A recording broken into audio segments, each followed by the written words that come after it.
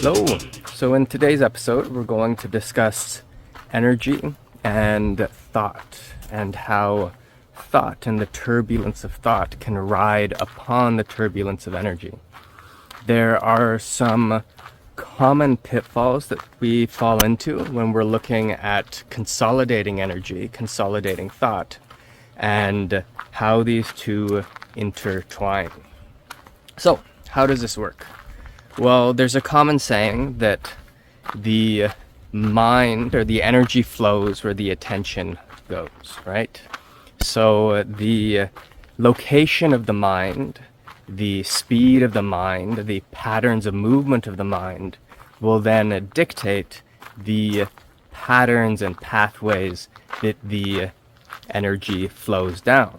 And where the energy goes, right, then that will massively increase the potency of the thought forms that are there, of the mind patterns that created that flow. Now, when we are exploring this, there comes a point where we become more skilled at stilling the mind, right? And when we still the mind, of course, the energy will still as well. It will become more still. Now, what we run into here is a potential hazard where we aim for the stillness of the energy. We aim for the stillness of the mind, right? And we will do things like slow down the breath and all these things in an attempt to reach a suspended arrest type of situation, right? That suspended animation. And this is certainly a thing that happens as we become more and more unified in the samadhi experience, and that deep concentration and unification state and experience and situation. Now, why can this be a hazard? Well, if we are attaching to stillness, if we are attaching to stillness from the perspective of the identity of the mental, the astral, the vital and physical identity, then we will compress, we'll reach in, and we will still the mind actively. We will forcefully pacify the emotions and forcefully pacify the body. The result of this is essentially a type of energetic stagnation, and this can lead to some pretty potent types of sickness, right? Because we are locking ourselves into stillness, right? We are locking that away. Now, very often, this is pedestalized as an experience. That stillness is so pedestalized in the mind of the practicer, based off stories that they might have read or received from a teacher, etc. It's so pedestalized that we will pursue doggedly that ideal of stillness, and as a result, impinge the flow, that movement of the energy. Right? Now, there's the other side of this, which is, well, if you can still the energy, then the mind will still, and then the mind stills. With that stillness, then we can penetrate the depths of samadhi, and we can move through that essentially Akashic paradox, which takes us into some pretty peculiar meditative spaces. So that is why we might do that. But here's the thing, is on the other side of that Akashic paradox is the unlimited freedom of movement of the energy, right? Because we are no longer working from the place of individualistic identity. And so this is where we often run into the issue, is from where are we exploring an exercise? From where are we hearing instructions? From where are we understanding the stories that might have come across our path? So we need to delve deep into what our motivating factors are, right? We need to dive quite deeply to understand the volition behind the pursuit that we are exploring. As we start to unwrap this, then we can explore this stuff in a little with a little more safety, because the identification process isn't latching on to and clinging on to all of that energy. So we let the energy move. Okay, now if you've done very dogmatic stillness of concentration type of exercises, then this might feel like you are degrading, right? Like your skill is getting worse because you cannot concentrate. However, as the object of concentration becomes less and less dense, the skill of the dissolution of identity, the skill of the actual evolution has to unfold so that it is a more refined identity that is working. It's a more refined identity that is concentrating, right? And this has to keep evolving. So what will happen is, of course, you'll feel worse. My skill devolved. I'm not as good, but that's because the object of concentration has become much more subtle. And beyond that, the object of concentration becomes more of an understanding of universal non-duality. So what does that mean? Well, it's a real hard thing to put into words because we're talking about non-dual experience, and words are by definition dual. They're separating one thing from another thing. That's why they're useful. And this is what happens in the intricacies of the mind as well, where we are focusing on from a place that allows for the free flow of energy, right? And the free flow, harmonizing influx, in-breath and out-breath of that energy, that will, in the beginning, take the mind for a little bit of a journey, right? It'll take the mind on a little bit of a journey. Let's see.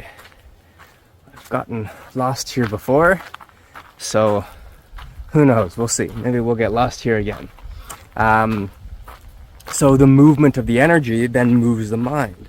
So if we are attached to this need to have absolute stillness of the mind, then we will very often inhibit ourselves from having a harmonious flux of energy, right? And this is where we get into that common paradigm of, I don't know if this is the actual near enemy of equanimity, but we'll say for now apathy, that we will still the movement of energy and confuse that for equanimity, right? We are at total peace because we don't feel a movement of energy, because there isn't one, because we are constricting it, right? The mind is at peace because there's no energy moving. Now, we need to move beyond that so that we can have movement of energy and peace of the mind. And for this, the identification can't be latched in there so tight where the identity is stuck with the energy. If the identity is stuck at that layer of movement of energy, then of course we will feel turbulent in the presence of that movement, because we are identifying as the thing that's moving. However, as we keep growing and expanding and refining the actual spiritual evolution of this thing, then you begin to identify from a place that is more refined and a place that encompasses the entire spectrum of that movement of energy. If we can act and perceive and exist from that place, then that layer of energy is now free to move. It's free to harmonize.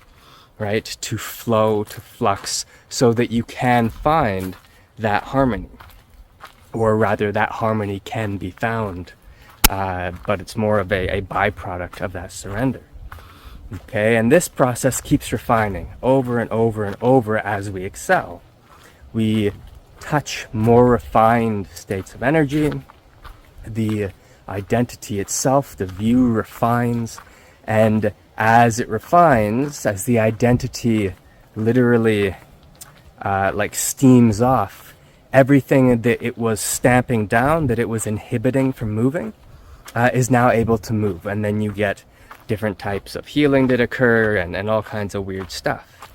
So we need to keep this in mind.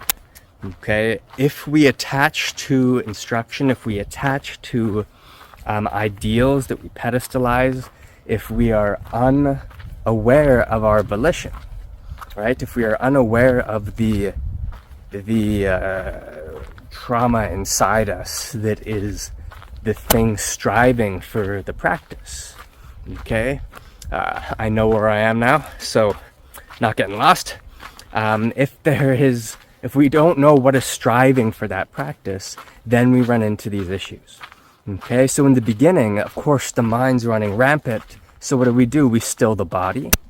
And then from there, we notice, oh, okay, this is, many people, this is very, very hard to have the body still because the energy's moving, the mind's moving, and we don't notice those movements, these coarse layers of movement, until we still the body. Then we can actually become aware of all the little movements of mind, the little movements of energy and emotion. So that's very difficult for people in the beginning, right? And this is why you really want to explore deep stillness.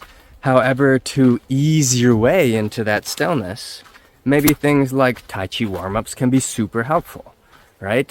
Where you are essentially putting yourself in a funnel and you circumnavigate the outside of that funnel, then you go a little deeper. And you go a little deeper and more still and deeper and more still, from like Tai Chi warm-ups into Tai Chi form, into standing practice, from there maybe eventually into a seated practice, things like going for a walk in between chaotic activity that you're engaged in and moving towards your meditation practice. So you start to find ways to tease your way into a sense of stillness. You would end up teasing that energy so that it can not be so erratic. You tease the mind and the energy into more harmony, greater harmony. And it's the harmony and that free flow and evolution of identity that allows for the eventual stillness, as opposed to imposing stillness, grabbing on to the ideal of stillness, the ideal of emptiness, and imposing it. This is where, when we are working with the Akashic paradox, that we run into a big issue, is we try to impose the identity, the lower identity's illusion of the lower identity's illusion of stillness, of emptiness, of what that means. We try to impose that onto ourselves. And as a result, we stifle the flow of energy. The result of that is not good stuff, right? All kinds of weird, like sickness and strange things that start to pop up. So we really want to be aware of this so that we can progress and evolve without damaging ourselves. Okay? What we'll find within that attachment to stillness is an incredible amount of fear and pride. A huge amount of fear and pride that's stuck, right? It's stuck there, and that is what the volition behind that aspiration towards these illusions of stillness and illusions of emptiness and equanimity are. Okay? So we have to take the path itself quite lightly, quite lightheartedly, in a free way, so that we can actually allow ourselves to soften out, to move through those barriers so that we can keep progressing. All right, so I think that's it for this one. If you have any questions, you can shoot me a note. And for those of you interested in training, please check out the website. We have 18 hours of consolidated footage on the Initiation into Hermetics text. There is the Tai Chi and Hermetic Alchemy, Qi Gong, and meditation program, which you can find there. Also the Zenden, which is a Q&A reference library. It's got hundreds of videos up at this point, so you can peruse that. And any questions you have, I'll get back to you via video there. And yeah, stay tuned for any workshops that might be coming up and webinars. And yeah, maybe I'll see you at one of those. All right, thanks for your time. Hope you enjoyed this.